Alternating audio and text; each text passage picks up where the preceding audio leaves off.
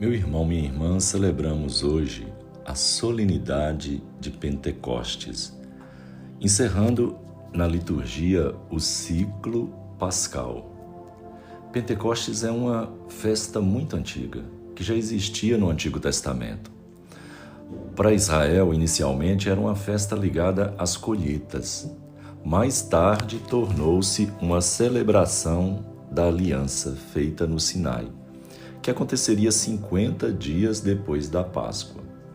Era a festa da lei. Hoje é a plenitude do mistério pascal com o dom do Espírito Santo à Igreja. É o Natal da Igreja, o nascimento da Igreja, o dia das comunidades, o dia da nossa crisma. As leituras bíblicas nos ajudam a entender melhor essa festa.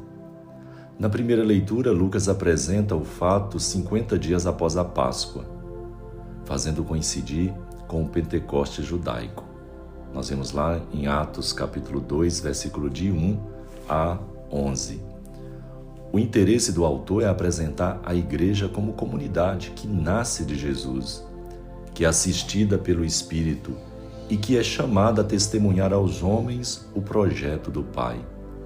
Para isso se serve de imagens e símbolos, o vento e as chamas, as línguas de fogo. O fogo transforma qualquer matéria, transforma os medrosos apóstolos em ardorosos anunciadores das maravilhas de Deus. O vento sinaliza o movimento que se opõe à passividade. Esses dois elementos são o combustível para a igreja que inicia sua missão e também para a igreja de hoje. Essa renovação e esse movimento devem estar presentes na igreja ainda hoje para pronunciar as maravilhas de Deus em todas as línguas, na linguagem do nosso tempo. Lembram a aliança, a primeira aliança realizada lá no Sinai? Foi em meio a trovões e relâmpagos. O Espírito é a lei da nova aliança, e por ele se constitui a nova comunidade do povo de Deus. É o oposto de Babel, a Torre de Babel. Desmoronam as barreiras de línguas e raças para formar um novo povo sem fronteira, onde todos se entendem. Todos falam a mesma linguagem, a língua do Espírito de Jesus. O Espírito presente no início da vida pública de Jesus está presente também no início da atividade missionária da Igreja. Na segunda leitura, na primeira carta aos Coríntios, São Paulo afirma que o Espírito Santo é a fonte de onde brota a vida da comunidade cristã.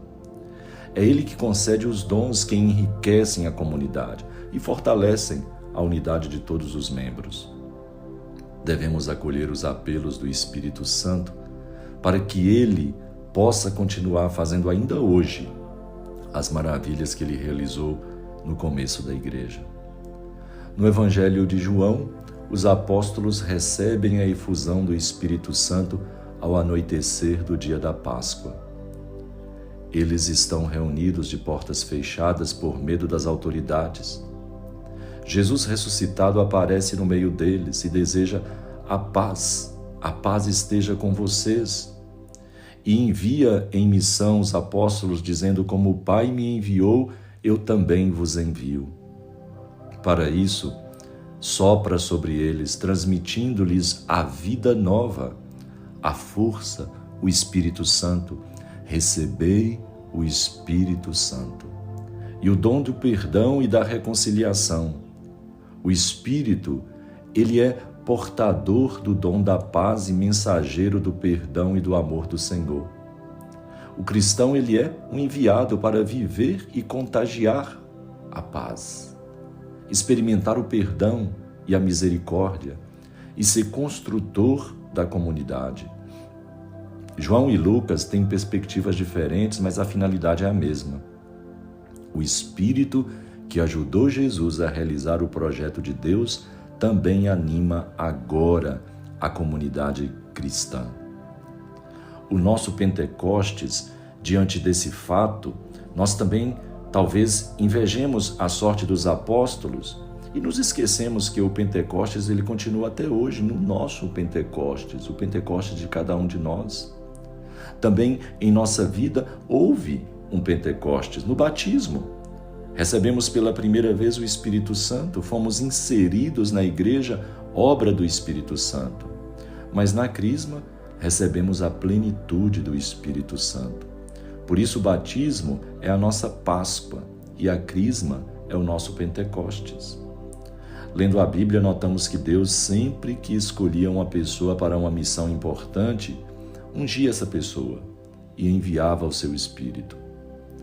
No Antigo Testamento, a gente vê sacerdotes, profetas e reis.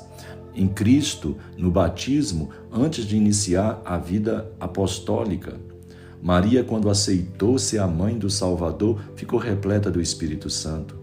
Assim, todo cristão, quando inicia a sua missão de cristão adulto, ele está cheio também do Espírito Santo.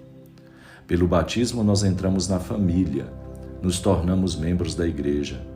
Pela crisma, nos tornamos membros adultos, atuantes e responsáveis na igreja. A chama do Espírito Santo transformou totalmente os apóstolos. A igreja nasce e se renova constantemente por obra do Espírito Santo. Que essa mesma chama ilumine e aqueça a nossa vida no caminho da unidade, do bem e da verdade. Por isso sempre cantemos e também podemos dizer: vem, vem, vem, vem Espírito Santo, vem Espírito de amor, vem a nós, traz à igreja um novo e santo vigor. Louvado seja nosso Senhor Jesus Cristo, para sempre seja louvado. E abençoe-vos o Deus onipotente, o Pai, o Filho e o Espírito Santo, e permaneça para sempre. Fique em paz e até o nosso próximo encontro, meditando a liturgia dominical. Fique em paz, fique com Deus.